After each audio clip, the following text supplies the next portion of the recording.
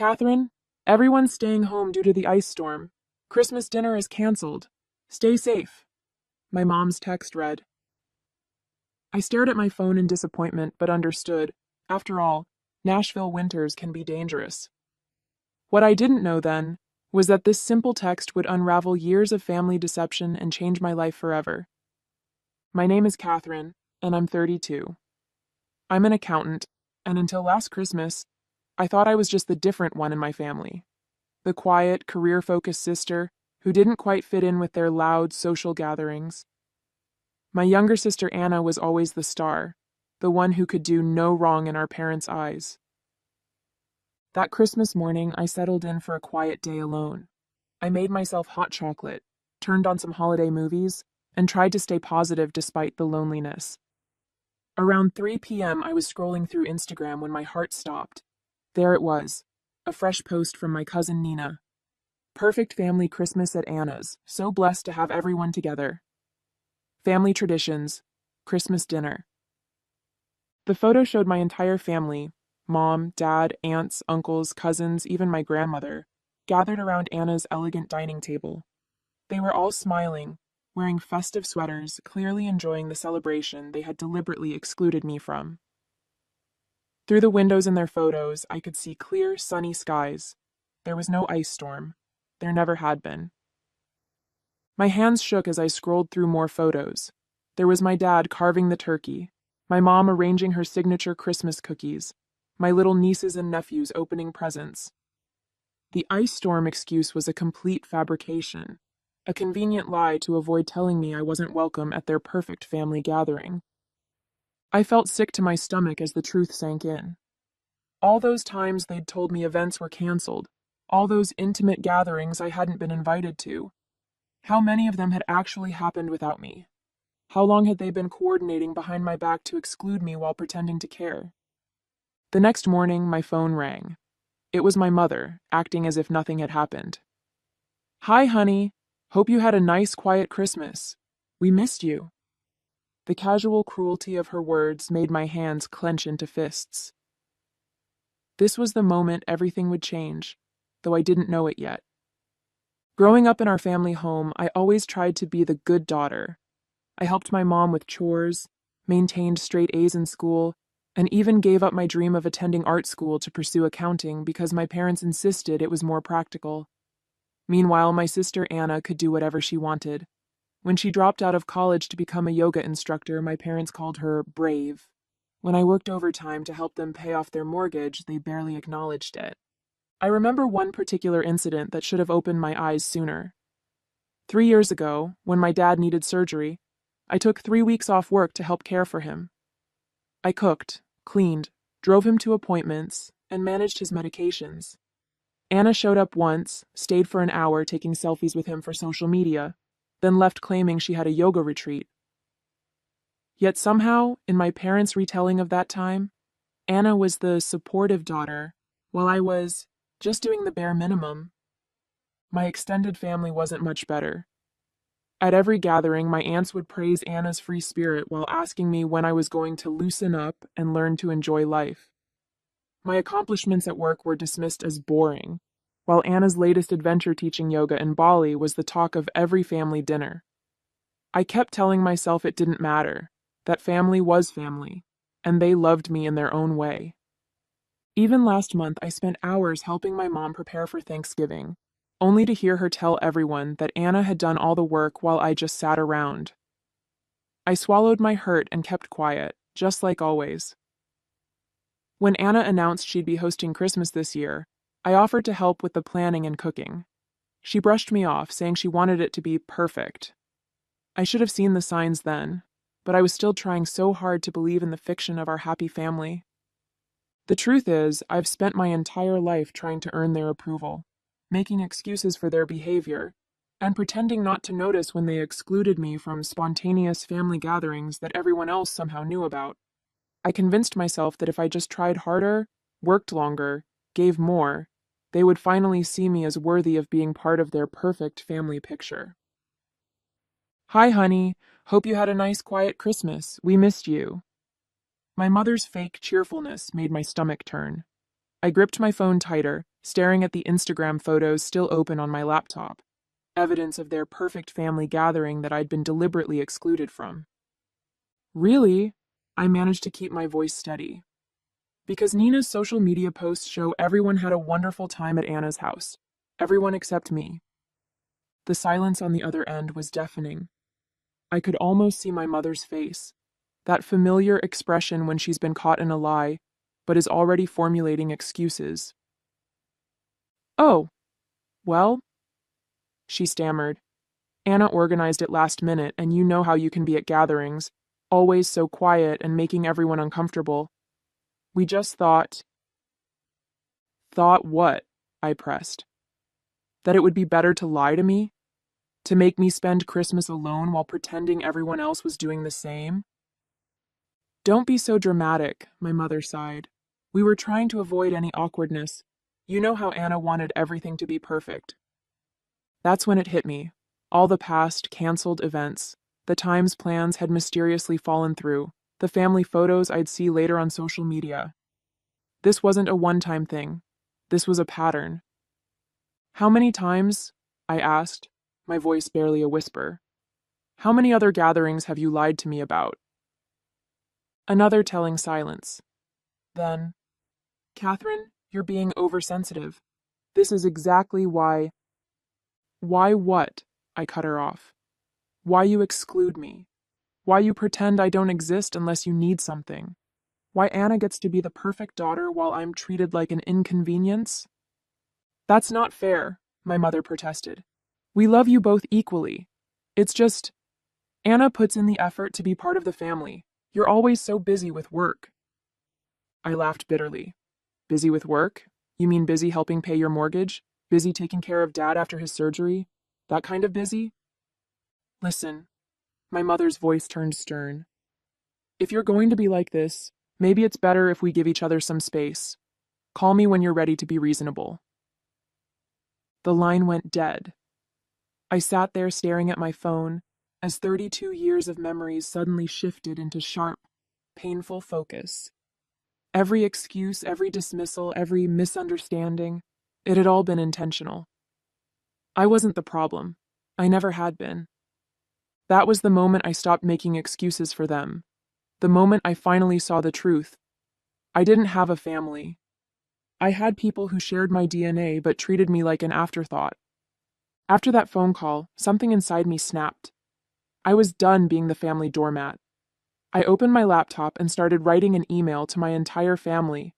Parents, sister, aunts, uncles, cousins, everyone who had been at that Christmas dinner.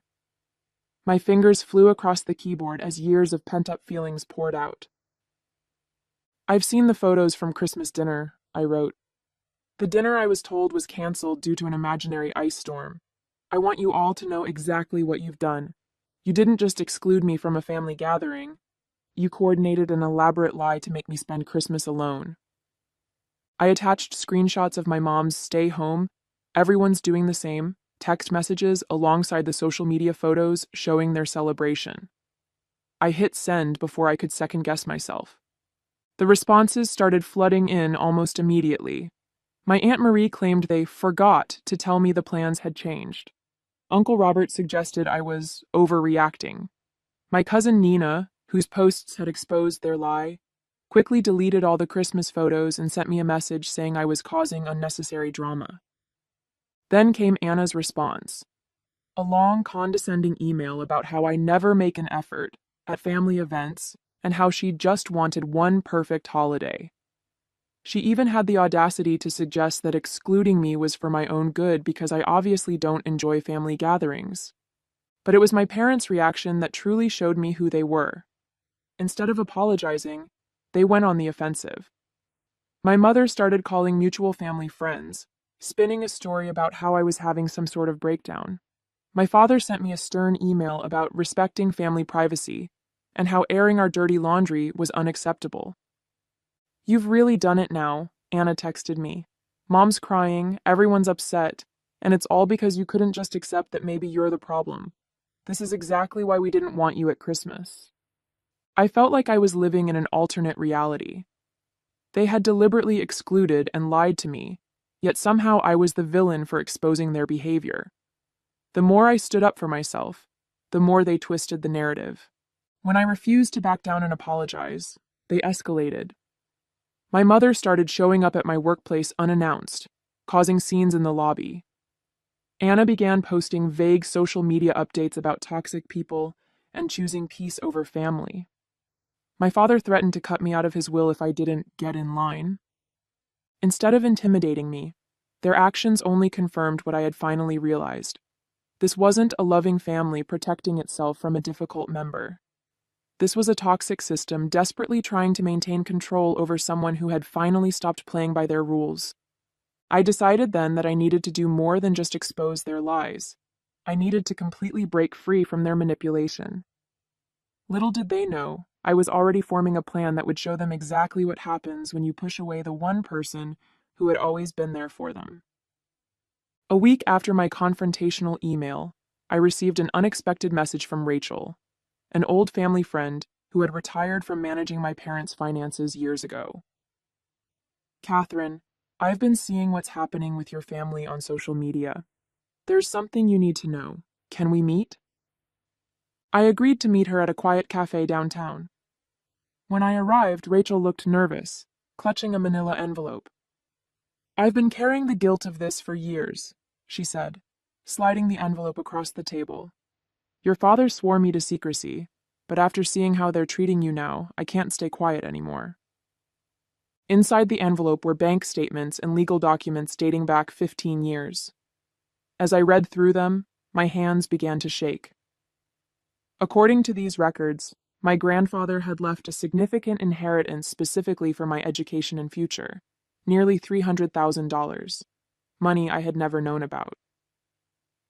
Your father was the trustee, Rachel explained quietly. He was supposed to give you access when you turned 25. Instead, he transferred everything to Anna's accounts, using it to fund her lifestyle and her failed business ventures. The revelation hit me like a physical blow.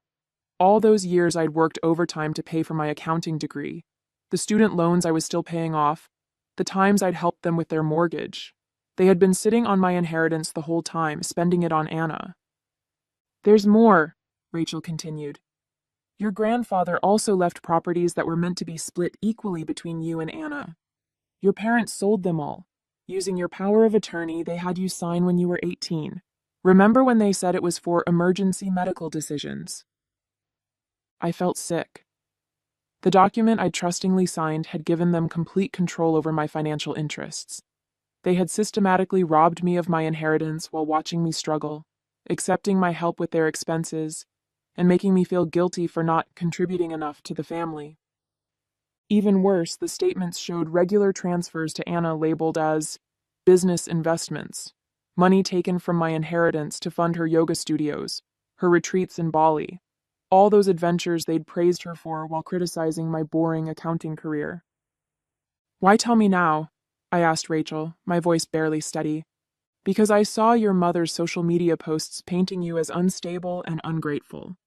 They're trying to discredit you before you can discover the truth. They've been embezzling from you for years, Catherine. What they've done isn't just morally wrong, it's illegal. Everything suddenly made horrible sense.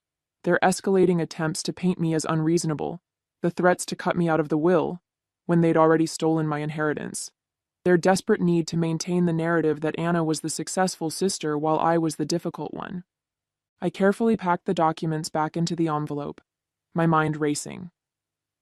Thank you, Rachel. I know exactly what I need to do now. This wasn't just about a ruined Christmas anymore. This was about years of calculated deception and theft. And I, an accountant with years of experience tracking financial fraud, was uniquely qualified to make them face the consequences.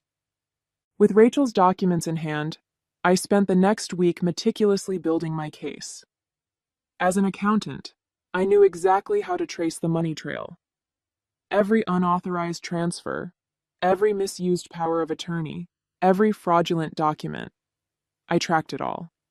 I also hired Sarah Chen, a lawyer specializing in estate fraud, to review everything. This is a clear case of financial exploitation, Sarah confirmed. We can file criminal charges if you want to pursue that route. I considered my options carefully. A criminal case would destroy my family's reputation, but they had already destroyed our relationship. Still, I decided to give them one last chance to make things right. I emailed my parents and Anna, requesting a family meeting to resolve our differences. They jumped at the chance, probably thinking they could manipulate me back into line. We agreed to meet at my apartment the following Saturday. The morning of the meeting, I arranged 3 folders on my dining table, one for each of them. Inside each folder was a complete record of their fraud, along with a letter from my lawyer outlining their options. Either transfer all remaining funds back to me and sign a confession, or face criminal charges. They arrived looking smug, clearly expecting me to apologize. My mother started in immediately. "Catherine, we're so glad you've come to your senses." I cut her off by sliding the folders across the table. "Before anyone says another word, I suggest you read these." The color drained from my father's face as he scanned the documents. Anna's hands started shaking. My mother tried to maintain control. "This is ridiculous. You're trying to blackmail your own family?" "Blackmail?" I laughed coldly. "No, I'm giving you a choice. Return my inheritance with interest and admit what you did, or I'll let the police handle it. Rachel's already agreed to testify." "Rachel had no right," my father started. "You had no right," I interrupted. "You stole from me for years while watching me struggle. You used my power of attorney to sell property that was rightfully mine. You funded Anna's lifestyle with my inheritance." Anna burst into tears. "I didn't know. They told me the money was from their savings." "Don't lie," I replied calmly. "The transfers went directly to your accounts. You knew exactly what you were doing." My mother tried a different approach. "Think about what this will do to the family. What will people say?" "You should have thought about that before stealing hundreds of thousands of dollars from your own daughter," I responded. "You have 48 hours to decide. Either sign the confession and arrange the transfers, or I'm going to the police." They left in a panic, my father practically dragging my hysterical mother and sister out the door. Within hours, the family group chat exploded with messages from relatives, all taking their side, of course. But I remained calm. I had truth and evidence on my side. "The ball's in their court now," I told Sarah over the phone that evening. "But something tells me they're not going to make the right choice." I was ready for whatever came next. After all, they had already given me the greatest gift, freedom from their manipulation. The 48-hour deadline came and went. Just as I expected, my family chose pride over honesty. They didn't sign the confession or arrange any transfers. Instead, they tried to destroy evidence, closing accounts, shredding documents, and even attempting to pressure Rachel into retracting her statement. What they didn't know was that I had already submitted everything to the authorities. The morning after the deadline passed, I formally filed charges. By afternoon, the police were at their doors with search warrants. I watched from my office as the story unfolded. My father was escorted from his workplace in handcuffs. Anna's yoga studio was seized as an asset purchased with stolen funds. My mother's carefully curated social media facade crumbled as she was arrested during one of her charity committee meetings. The family group chat exploded again, but this time with a different tone. Relatives who had dismissed my claims were suddenly quiet, as the evidence became public record. The local newspaper ran a story about the prominent family's fall from grace. All their years of maintaining perfect appearances ended in a single day. My phone buzzed with a text from Rachel. "You did the right thing. Your grandfather would be proud." She was right. This wasn't about revenge anymore. It was about justice. As I watched my family's carefully constructed lies unravel, I felt no joy, only relief. The truth was finally out, and I was finally free. 1 year later, I sat in my new home in Denver, watching snow fall outside my window. The court case had concluded months ago. My father and mother both took plea deals, agreeing to pay restitution. Anna's yoga empire had crumbled, and she'd finally gotten a real job as a receptionist. The perfect family image they'd worked so hard to maintain was gone forever. Most of the relatives who had enabled their behavior for years stopped speaking to me. But surprisingly, I found I didn't miss them. Instead, I had built a new support system, genuine friends who valued honesty over appearances, colleagues who respected my work ethic, and even a few distant cousins who reached out to apologize for their past behavior. Rachel came to visit me last week. Over coffee, she handed me an old photo album she'd found while cleaning out her office. Inside were pictures of my grandfather and me, moments I'd almost forgotten. In one photo, he was teaching me to fish, both of us laughing at something long forgotten. "He always said you were the strong one," Rachel told me. "He knew they favored Anna, but he believed you would overcome it." I touched the photo gently, remembering his kind smile. He had tried to protect my future through that inheritance, and though it had taken years, his final gift had ultimately given me something more valuable than money: the courage to stand up for myself and the freedom to build a life on my own terms. Sometimes the best revenge isn't about getting even, it's about getting free.